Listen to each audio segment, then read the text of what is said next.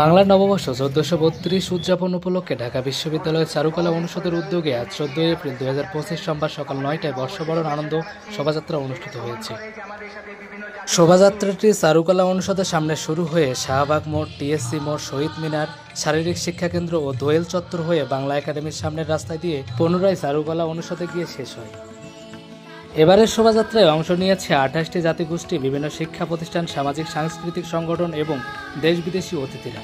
শোভাযাত্রায় ৭টি বড়, ৭টি মাঝারি ও ৭টি ছোট মোটিভ সহ মোট ২১টি শিল্পকর্ম প্রদর্শিত হয়।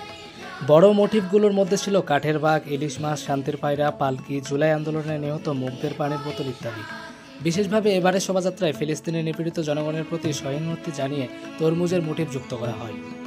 শোভাযাত্রায় অংশগ্রহণকারীদের জন্য নিরাপত্তা ব্যবস্থা জোরদার করা হয়েছিল। ঢাকা বিশ্ববিদ্যালয় কর্তৃপক্ষের নির্দেশনা অনুযায়ী অংশগ্রহণকারীদের নিজ নিজ পরিচয়পত্র সঙ্গে রাখতে হয়েছে। শোভাযাত্রায় বর্ণিল মুখোশ, রঙিন পোস্টার, প্লেকার্ড ও ঐতিহ্যবাহী সাজসজ্জায় উৎসবমুখর হয়ে ওঠে। ফিলিস্তিনের প্রতি সংহতি জানিয়ে এতে ফিলিস্তিনের পতাকা ও প্রতীক মোটিভ যেমন তরমুজের ফালি ব্যবহৃত হয়। বাংলা নববর্ষ অর্থাৎ পহেলা বৈশাখ বাঙালি জাতির অন্যতম প্রধান ও ঐতিহ্যবাহী সাংস্কৃতিক উৎসব। এটি বাংলা ক্যালেন্ডারের প্রথম দিন এবং সাধারণত ১৪ এপ্রিল উদযাপিত হয়। পহেলা বৈশাখে আমরা পুরাতন সব ক্লান্তি, হতাশা ও গ্লানি পেছনে ফেলে সামনে এগিয়ে যাওয়ার প্রেরণা পাই। নতুন বছরের ভোরে ঢাক, ঢোল, মুখোশ আর রঙিন শোভাযাত্রার মধ্য দিয়ে আমাদের অন্তরে জাগে নতুন আশার আলো। এটি শুধু উৎসব নয়, এটি বাঙালির মিলন মেলা, যেখানে ধনী গরিব, গ্রাম শহর, ধর্ম বর্ণের ভেদাভেদ ভেলে সবাই এক কণ্ঠে বলে, এসো হে বৈশাখ, এসো এসো, শুভ নববর্ষ। এটি এখন ইউনেস্কো স্বীকৃত বিশ্ব সাংস্কৃতিক ঐতিহ্য। ২০২৫ সালে এটি মঙ্গল শোভাযাত্রা থেকে নাম পরিবর্তন করে হয় বর্ষবরণ আনন্দ শোভাযাত্রায়।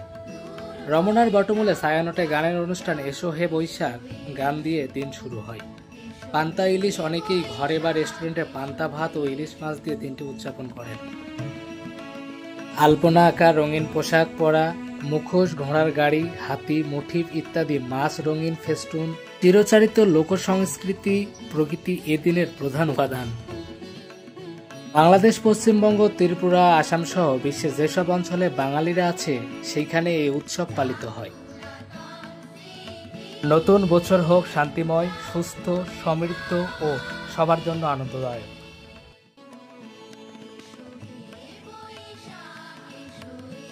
Nahid Hasan, vax report, Dhaka.